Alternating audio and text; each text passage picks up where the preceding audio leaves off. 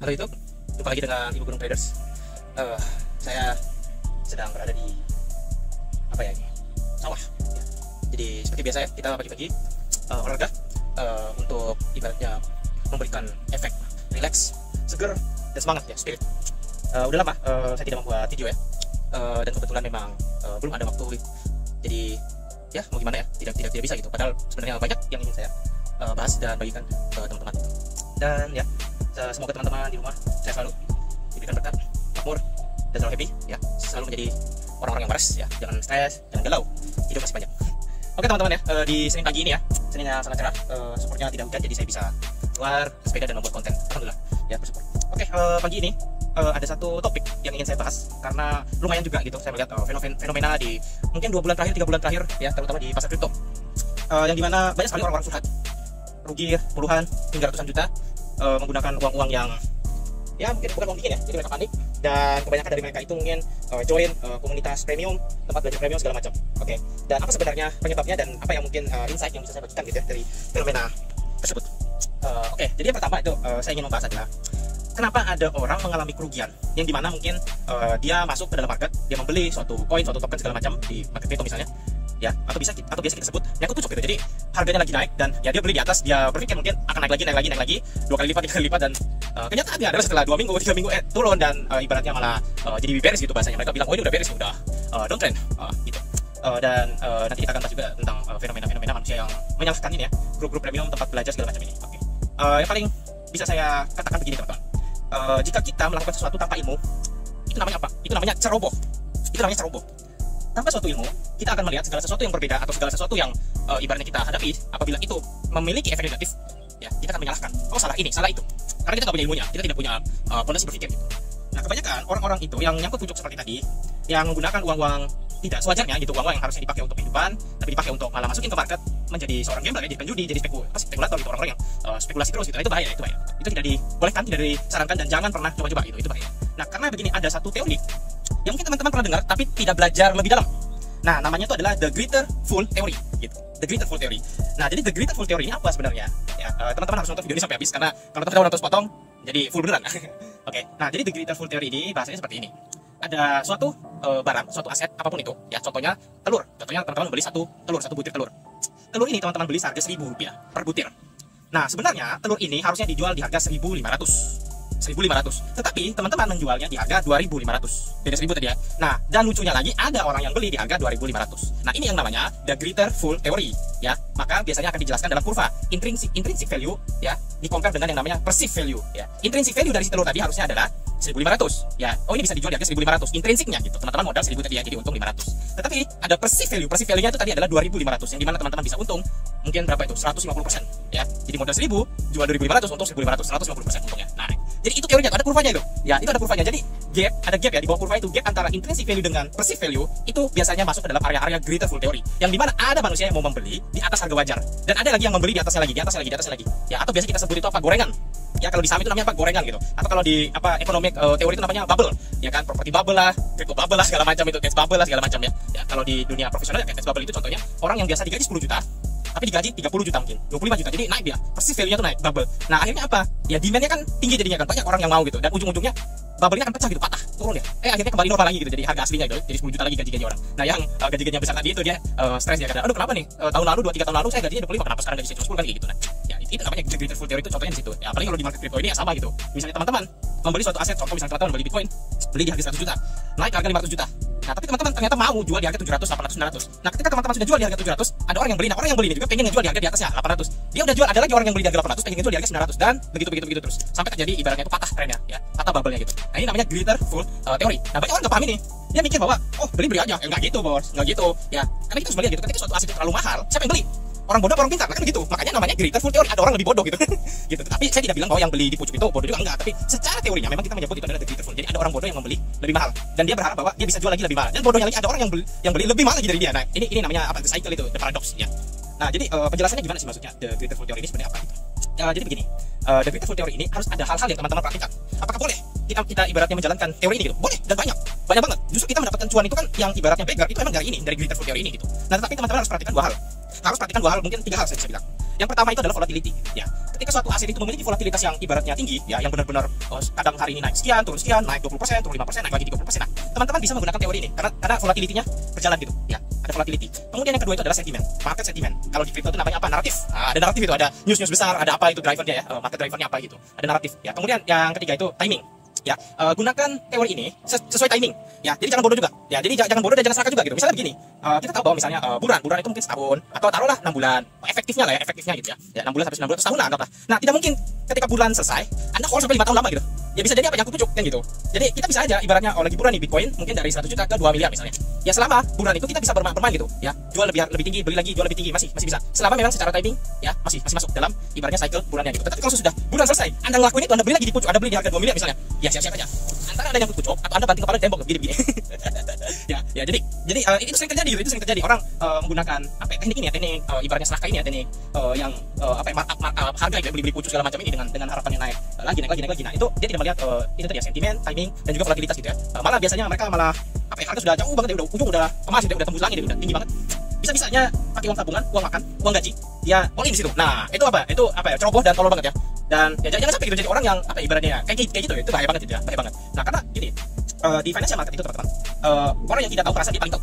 Orang yang tidak tahu dia merasa dirinya paling tahu gitu. Ya. Jadi kita harus hati-hati. Kita harus hati-hati sama orang yang seperti itu. Karena kita merasa bahwa apa ya, di market itu tidak ada ancaman. Nah, itu tuh bahaya gitu. Karena Anda tidak tahu, makanya ya Anda merasa tidak ada ancaman gitu. Karena di market itu karena banyak.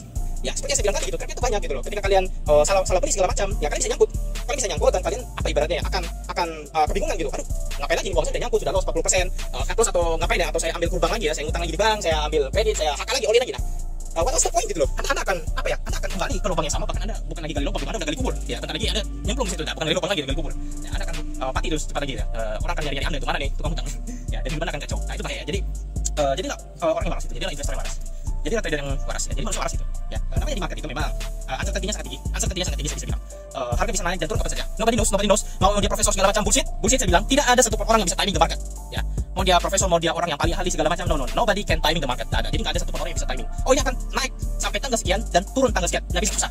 Kalian kalau menggunakan ilmu timing seperti itu, aduh percayalah bahwa hidup Anda benar-benar sangat-sangat sulit menurut saya gitu. Karena kompleksitasnya udah beda lagi tuh. Udah satu, kita di market itu making money tujuannya. Ya make money ya, menghasilkan uang, kita punya duit, kita nyari berapa persen, puluhan persen untuk ya nampain duit kita, ngembangin duit kita ya, kita grow. Tapi ada tambah lagi satu masalah, yaitu timing the market tadi loh. Lah, aneh banget gitu. Ngapain kita timing the market? Tujuan kita make money, bukan timing the market. Percuma juga Anda timing the market kalau Anda nggak dapat gain gitu loh. Anda tahu ini naik dan turun tanggal sekian, tapi gain Anda malah lebih kecil daripada orang yang nggak ada timing the market. Dia langsung aja gitu. Ya bulan cetek beli gitu. Ngapain timing the market gitu? Kalau hasil dari trading atau investasi Anda itu masih kurang dari ibaratnya CAGR-nya Bitcoin, ibaratnya kumulatif growth-nya Bitcoin, yang mending Anda beli Bitcoin aja terus tidur. Ngapain Anda trading invest jelas gitu kan, jadi kayak orang tolol aja gitu, ngapain gitu ya. Atau kalau saya sendiri paling gampang ya, Anda tinggal di coin market cap, Anda screening aja gitu top 20 token-token yang market cap besar ya, Anda masukin aja gitu bagi portfolio Anda itu 5% ya, Anda tinggal lihat gitu CAGR-nya per tahun berapa gitu ya. Saya sendiri melihat itu bisa ya rata-rata itu 35% 40%, dan ya itu udah lebih dari cukup daripada tiap hari trading buka chart gitu kan, futures segala macam itu leverage sampai 100 kali segala macam, nggak guna gitu maksudnya, nggak guna ya. Orang-orang itu kadang drama hidupnya tuh turun-temurun gitu ya. Jadi awalnya dia nyangkut, akhirnya dia ketemu dengan future, katanya kalau future itu bisa sell di atas, buy di bawah ya kan. Akhirnya dia masuk future, dia full leverage, loss lagi, dan itu apa jadi makin dia segala macam itu dia kan endingnya gitu. Jadi simpelnya adalah ketika Anda sudah nyangkut puncak, apa yang harus Anda lakukan? Tidak usah cut loss, diamkan saja. Nah, jadi kan itu pelajaran, gak usah cut loss. Percuma juga Anda cut loss mau ngapain ya? Udah minus 70%, 60%, Anda cut loss mau ngapain ya? Anda berharap bahwa Anda bisa keluar, bisa apa cut loss dan Anda gunakan uang itu untuk masuk lagi di token yang lain gitu, dan token lain itu akan naik lagi ratusan persen dan Anda beli modal gitu. Oh no. Ya, maka tidak sesimpel itu gitu. Maka tidak sesimpel itu. Kenapa? Anda baca paper, makanya jangan tolol gitu. Anda baca paper ya. Tonton baca paper. Ya, Anda teman-teman harus melihat gitu. Historical cycle itu seperti apa? Bahwa apa ya? Secara sehat itu ya. Tidak ada orang yang benar-benar bisa recovery 100% ketika dia sudah mengalami loss 50% itu. Itu sudah sangat sulit, teman-teman, serius. Karena kalau Anda loss 50%, ya Anda itu harus recovery dia 100% baru bisa balik gitu. Ibaratnya. Contoh misalnya dari 10 juta, sisa 5 juta. Ya, bagaimana 5 juta jadi 10 juta? Ya kali 2 berarti 100% gitu loh secara teori. Nah, pertanyaannya kan tidak mungkin Anda all in lagi di satu token untuk apa ya? 100% kan gitu. Pasti Anda bisa lagi. Jadi sama aja, itu hanya apa ya? Itu just trend aja, itu hanya tipuan aja gitu, bahwa memberikan harapan bahwa ketika kamu nyangkut, kamu cut loss, nanti kamu tinggal nyari aja aset yang bisa naikin 100%, ya udah nanti akan beli modal. Enggak. Itu not simple gitu ya. Jadi kembali lagi gitu. Jadi jangan jadi korban dari the greater fool teori ini ya. Jadi usahakan kalau menurut begini, bagaimana cara menghindari the greater fool teori ini gitu. Oke. Cara paling gampangnya yang bisa saya katakan adalah kita harus punya namanya investing plan atau trading plan. Beli di harga berapa, jual di harga berapa, resiko berapa, selesai. Ya, dan mau di holding dalam horizon periodnya berapa? Mau di hold berapa lama gitu? 6 bulan, 9 bulan, setahun, you name it, terserah gitu. Kalian putuskan aja gitu. Nah, yang pasti jangan invest itu seperti kalian punya anak gitu. Berharap bahwa bisa puluhan tahun hidup gitu, enggak. Yang namanya market itu uncertainty. Bisa saja token yang dari 5 tahun sudah listing, bisa saja dia jadi apa? Projectnya nggak jalan, bisa aja kayak gitu ya. Jadi saya nggak bilang ini Cardano ya, tapi ya udah. Tapi saya suka Cardano ya, bodo amat ya. Mati aja, yang holder Cardano mati aja dulu. Nah, bercanda ya. Jadi itu ya contohnya. Jadi udah hold lama-lama ya, 3 tahun, 5 tahun dan enggak kemana-mana ya, udah sabar ya. Ya, jadi kita tetap harus shifting. Mungkin ya 6 bulan sampai setahun, ketika memang tidak ada pergerakan, kita untung 20-30% jual. jual sudah, nggak usah berharap oh dia akan naik 5 kali lipat, 10 kali lipat. Aduh, jadi teman-teman, gini. Saya berikan teman-teman cara berpikir waras gitu. Ya, tidak ada orang, ya mau di orang bodoh, orang miskin, orang mana gitu, tidak ada orang itu yang ibaratnya ya disuruh kasih pilihan nih, dikasih 5.000 sama 10.000, pasti dia milih 10.000 teman-teman. Pasti. Tetapi sekarang saya ubah pertanyaannya. Ya, saya kasih kamu 5.000, saya kasih kamu 10.000, tapi kamu kasih saya misalnya 4.000. Belum tentu dia mau, karena dia harus ngeluarin duit lagi. Ya, jadi kamu kasih saya 4.000, saya kasih 5.000, untuk 1.000 lah pasti. Tapi belum tentu dia mau. Nah, sekarang saya ubah lagi. Ya, kita taruhan. Ya, kalau kamu menang, saya kasih 10.000. Kalau kamu kalah, kamu kasih saya 5.000. Dan belum tentu lagi dia mau. Jadi apa ya, manusia itu kayak gitu. Jadi itu permainan psikologi aja ya, permainan psikologi aja itu. Ya. Jadi itu namanya apa ya? Risk aversion ya, risk aversion. Jadi sebenarnya enggak semua apa ya, manusia itu takut rugi gitu, takut ada sesuatu yang dia keluarkan gitu untuk mencapai sesuatu dan itu mungkin rugi gitu ya. Walaupun itu kecil ya. Nah, karena manusia ini ibaratnya begini dia. Dia lebih sakit rugi 50% dibanding dia untung 100%. Jadi ketika dia rugi 50%, dia lebih panik gitu, lebih stres, lebih galau segala macam. Padahal ada potensi dia untung 100% gitu, tapi kenyataannya rugi aja gitu. Nah, itu hasil tentu dan ketemu dengan risk aversion mampus ya. Dan ketemu lagi dengan para gamer yang menjadi korban dari Beautiful Theory ini mampus komplit. Ya itu namanya udah kayak apa ya? Indomie campur telur, campur kornet. Nah, komplit. Sedap itu ya. Plus sedap itu ya. Jadi ya hati-hati gitu ya. Dan oke, karena topik tadi udah kita bahas ya, Beautiful Theory segala macam. Sekarang kita ini ya, kita bahas topik akhir gitu. Topik akhir adalah tentang manusia-manusia yang dia join komunitas berbayar, tempat belajar segala macam gitu. Oke, bagaimana pendapat saya gitu. Pertama adalah begini. Apapun yang terjadi dalam hidup Anda, itu keputusan Anda dan semua itu adalah responsibility-nya, itu adalah tanggung jawab Anda. Your own responsibility. Jadi tanggung jawab kita sendiri gitu. Kita nggak bisa nyalain guru kita nggak bisa nyalain mentor kita nggak bisa nyalain grup yang kita join. No. Kamu sendiri yang pengen join, kamu sendiri yang transfer, kamu sendiri yang pencet join. Jangan tolol gitu loh. Anda tidak mungkin nyalain orang gitu, aneh gitu. Kenapa Anda nyalain orang gitu? Ya, kan Anda sendiri yang mau. Gitu. Anda nggak usah berlindung di balik kata, "Oh, karena dia ini apa fleksi segala macam." Ya lu yang tolol gitu loh. Ya kalau kamu ngeliat itu orang fleksi, ya kenapa kamu belajar sama dia? Kan begitu. Jadi nggak usah nyari apa ya, nggak usah nyari inilah apa 50-50 lah, no lah gitu. Ya kita belajar dari siapapun, belajar dari mentor siapapun. Apabila ilmunya berguna, ya kita bersyukur, kita jadikan itu sebagai pedoman. Apabila tidak berguna ya udah, mungkin nggak cocok sama kita, tapi mungkin cocok sama orang lain. Selera orang beda-beda. Dan bisa kita nyalain, ini mentor sesat apa? Nah, tidak bisa gitu juga gitu. Ya intinya begini, ketika Anda mengalami kerugian dari sesuatu yang Anda pelajari atau mungkin direkomendasi segala macam, itu sebenarnya kembali lagi itu do your own research. Jadi tetap Anda lakukan riset sendiri dan jangan salahin orang. Itu tanggung jawab kita. Uang kita yang transfer, kita yang deposit, akun kita bukan akun orang. Ya, nah tetapi kan kadang begini, manusia ini dia memang apa ya untuk mengurangi rasa stresnya itu dia harus mencari victim. Ya dia harus mencari victim, dia harus mencari orang yang disalahkan gitu, dia harus mencari korban gitu kan. Siapa di kambing hitamnya gitu ya? Masalahnya sini nggak ada yang menjadi kambing gitu loh, nggak ada yang menjadi kambing bro gitu loh. Ya dunia ini udah terlalu kompleks gitu ya. Manusia sudah terlalu sibuk dengan kehidupan personalnya dan sekarang dia harus ngurusin lagi gitu kan domba-domba di grupnya misalnya yang sesat segala macam ini, yang salah paham segala macam ini, yang suka all in segala macam yang nyangkut. Aduh, menurut saya begini ya. Jika Anda belum siap, gak usah ada training, gak usah ada invest. Titik udah. Ya kalau hidupmu masih berantakan, gak usah invest, gak usah trading. Ya ini pahit guys, ini pahit. Nanti lu bilang lagi gitu, kan semua orang berhak dong trading dan invest. Ya masalahnya kalau dia udah siap mentalnya, lah ini lu nggak siap mentalnya, lu trading invest apa jadinya? Yang jadinya apa? Lu rusak bro, gitu loh. Lu rusak, kehidupan pribadi lu rusak, lu nggak bisa konsisten kerja, lu nggak enak tidur, nggak enak makan, lu harus mikirin hutang segala macam, cicilan dikejar-kejar orang, nyari alasan gitu dan malu sama teman kalau ketahuan ternyata lu nyangkut di kripto, apalagi nyangkutnya misalnya di Cardano, sorry. Ya jadi itu loh maksudnya. Jangan Anda menambah beban di hidup Anda sendiri gitu dengan hal konyol yang ibarat itu sepele gitu ya. Nah, karena ya seperti gini loh, saya kasih teman-teman ya. Ini just ending ya. Jadi ini adalah salah satu nasihat teman-teman. Jadi kita belajar dari apa ya? Tukang kebun, tukang apa? Tukang sawah itu yang punya sawah atau apa yang nanam-nanaminnya. Tukang kebunnya, dia tidak bisa panen buahnya kalau pohonnya belum ada. Simple. Ya, tukang kebun itu dia tanam hari ini dia nunggu berbulan-bulan. Kecuali teman-teman tanamnya pohon tomat ya. Tapi contoh teman-teman tanam pohon mangga, pohon rambutan, pohon apa gitu ya. Ya dia tanam hari ini dia nunggu berbulan-bulan sampai ya ada batangnya, ya ada rantingnya, ada daunnya berbuah, ya pohonnya itu apa jadi punya buah gitu dan buahnya enak dan baru di situ dia bisa menikmati. Teman-teman itu mungkin sekarang itu belum ada pohonnya. Jadi buah siapa yang kamu ambil? Nah, itu pertanyaannya tuh. Nah, tanyakan ke diri sendiri gitu. Anda ingin menikmati hasil apa investasi dan trading Anda. Tetapi Anda tanya dulu, Anda sudah punya pohonnya enggak? Sudah punya fondasinya belum? Gitu loh. Sudah punya ilmunya belum? Gitu loh. Tanya dulu. Jangan sampai buah yang Anda nikmati itu profit yang ya apa ya? Profit pemula lah bahasanya gitu ya, yang Anda nikmati itu bisa jadi bukan punya Anda. Bisa jadi buah orang yang Anda ambil atau kebetulan gitu. Beginner luck aja gitu. Ya, jadi itu nasihat aja gitu ya. Anda renungkan sendiri gitu. Apakah saya sudah membuat fondasi saya? Karena kalau orang yang sudah punya fondasi guys ini loh.